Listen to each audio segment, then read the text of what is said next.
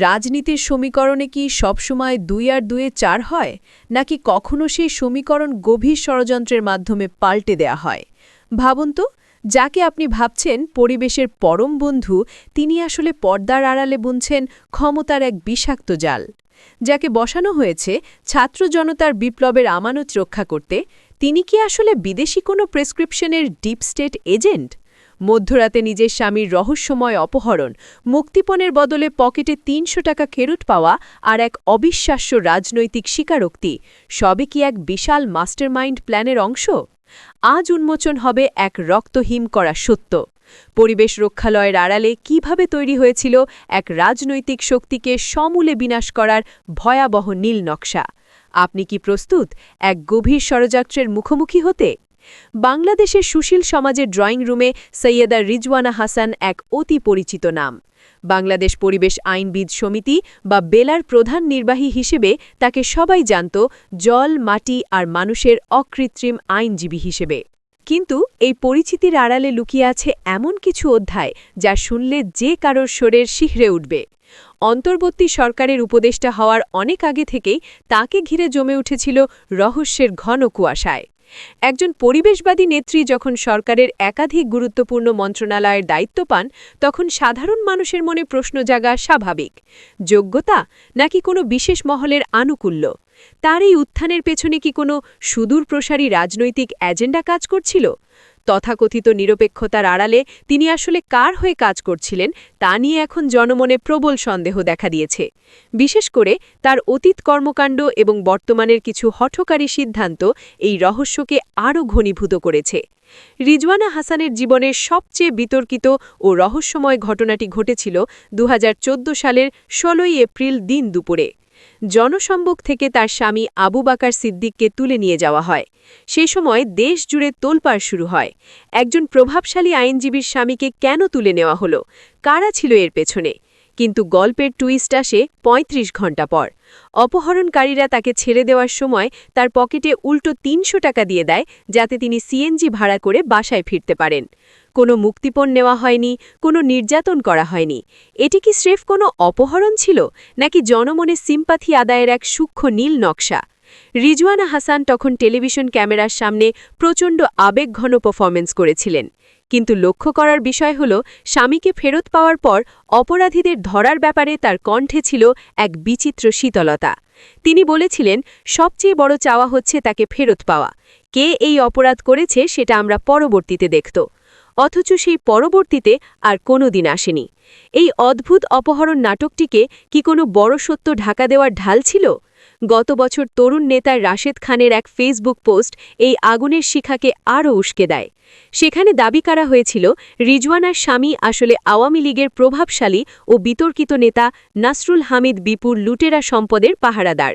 এই যোগসূত্র কি প্রমাণ করে না যে বিপ্লবের দাবিদার এই নারী আসলে দীর্ঘকাল ধরে ফ্যাসিবাদের সাথে সখ্যতা বজায় রেখে চলেছেন?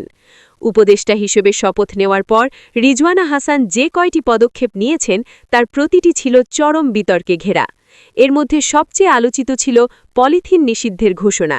পরিবেশ রক্ষার নামে এটি এক মহৎ উদ্যোগ মনে হলেও এর পেছনের প্রস্তুতি ছিল শূন্য। কোনো টেকসই বিকল্প ব্যবস্থা না করেই হুট করে পলিথিন বন্ধ করার সিদ্ধান্তে ক্ষুদ্র ব্যবসায়ীরা পথে বসেছেন। বাজারে পলিথিন বন্ধ না হলেও পলিথিন কোম্পানিগুলোতে চাঁদাবাজি বহুগুণ বেড়ে গেছে বলে অভিযোগ উঠেছে। এখন আমরা এই প্রতিবেদনের সেই পর্যায়ে পৌঁছেছি যা শুনলে আপনার বিবেক স্তব্ধ হয়ে যাবে।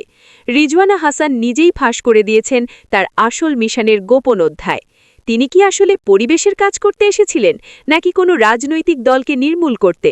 সত্যের এই লড়াইয়ে আমাদের সাহস যোগাতে এবং পর্দার আড়ালের প্রতিটি গোপন নীল নকশা সবার আগে জানতে এখনই আমাদের channel news BD live subscribe করুন এবং এই ভিডিওটি শেয়ার করে সত্য ছড়িয়ে দিন।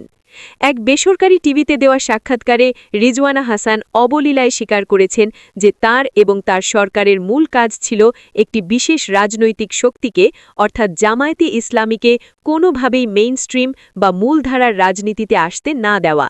তিনি দম্ভের সাথে বলেছেন, তাদের আমরা মেইনস্ট্রিম হতে দেই নাই। রিজওয়ানা হাসানের এই স্বীকারোক্তি কেবল একটি বক্তব্য নয়, এটি একটি গণতান্ত্রিক দেশের জনগণের রায়ের বিরুদ্ধে যুদ্ধ ঘোষণা। একজন উপদেষ্টা কিভাবে একটি নির্দিষ্ট দলকে নির্বাচনে আসতে বাধা দেওয়ার কথা বলেন? এর মানে কি এই যে ত্রয়োদশ জাতীয় সংসদ নির্বাচন নিয়ে এক গভীর ইঞ্জিনিয়ারিং বা কারচুপির ছক আগে থেকেই চূড়ান্ত ছিল? জামায়াতে ইসলামীর নায়েবে আমির মোহাম্মদ তাহের এক সংবাদ সম্মেলনে অত্যন্ত কড়া ভাষায় এর প্রতিক্রিয়া জানিয়েছেন। তিনি রিজওয়ানা হাসানকে সরাসরি রাজসাক্ষী হিসেবে অভিহিত করেছেন। তাদের দাবি, রিজওয়ানা নিজেই স্বীকার করেছেন যে তারা নির্বাচনকে প্রভাবিত করার জন্য ডিসি, এসপি ও প্রিসাইডিং অফিসার নিয়োগের মাধ্যমে একটি সুনির্দিষ্ট ফল বের করে আনার কাজ করেছিলেন। এটি কি কেবল মির্জাফরই নয়, এটি কি জনগণের সাথে করা চরম গাদ্দারি নয়? শুধু রিজওয়ানাই নন, বর্তমান পররাষ্ট্রমন্ত্রী ড খলিলুর রহমানকেও এই ষড়যন্ত্রের অংশ হিসেবে অভিযুক্ত করা হয়েছে। ব্যারিস্টার শাহরিয়ারের বিশ্লেষণ অনুযায়ী রিজওয়ানা হাসান কোনো বিচ্ছিন্ন চরিত্র নন, তিনি আসলে ডিপ স্টেটের হয়ে কাজ করছেন। ভারতের প্রেসক্রিপশন বা অন্য কোনো বহিঃশক্তির এজেন্ডা বাস্তবায়ন করাই ছিল তার মূল লক্ষ্য। রিজওয়ানার এই বক্তব্য প্রমাণ করে যে এই সরকার আসলে জনগণের ভোটের অধিকার ছিনিয়ে নিতে এক ভয়াবহ নীল নকশা তৈরি করেছে। কেন রিজওয়ানা হাসানকে এই সময় এমন কথা বলানো হলো? এর পেছনে রয়েছে এক গভীর ভূ-রাজনৈতিক সমীকরণ। ভারতের গোয়েন্দা সংস্থা বা পশ্চিমা লবিস্টরা বাংলাদেশে এমন একটি পরিস্থিতি চায় না যেখানে একটি দেশপ্রেমিক শক্তি ক্ষমতায় আসুক। তারেক রহমানের ক্রমবর্ধমান জনপ্রিয়তা এবং জামায়াতের তৃণমূল পর্যায়ের শক্তি তাদের জন্য এক বড় দুশ্চিন্তা। তাই রিজওয়ানাদের মতো চরিত্রদের ব্যবহার করে এক ধরনের বয়ান তৈরি করা হচ্ছে। ব্যারিস্টার শাহরিয়ারের মতে এটি আসলে একটি ফাঁদ। জুলাই সনদের বৈধতা নিয়ে যখন প্রশ্ন উঠছে, তখন মানুষের নজর সরানোর জন্য জামায়াতকে উস্কে দেওয়া হচ্ছে। রিজওয়ানা আজ স্বীকার করছেন তারা নির্বাচন প্রভাবিত করেছেন, দুদিন পর হয়তো বলবেন তারা অন্য কোনো অঘটন ঘটিয়েছেন।